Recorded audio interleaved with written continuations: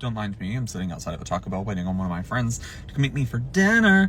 But I've been watching the Unexplained little docu-series thingy that talks about like spooky things and unexplained things on Netflix. And I'm pretty sure it was like an old series and then they just made more like last year or this year. I don't know. Anyways, it's on Netflix.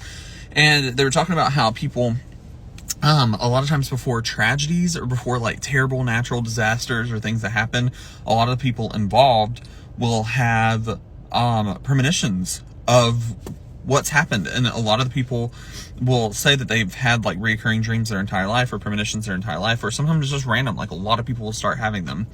And so I want to start telling dreams that I've had that have like really stood out to me, because I've had like dreams that come true and like premonitions and shit like that. And so I want to start telling dreams that I've had before, or like reoccurring dreams that I've had before that just really stuck with me, and see if anyone else has had them, and see if we can track down a natural disaster before it happens. Because in the little docuseries, it talks about in that episode of Unexplained, it talks about how they'll see glimpses of the natural disaster and not really know exactly what it is until it happens.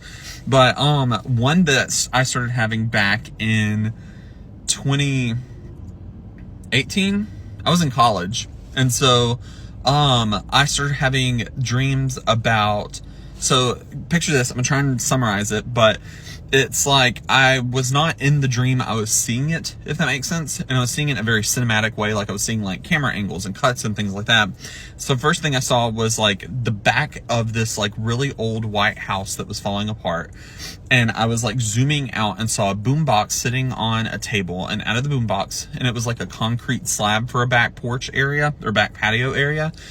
And out of the boombox was playing that song, Three little birds sat on my window, and they told me I don't need to worry. Yeah, that song. But the original, not the one that angelic voice of a man covered and got popular on TikTok.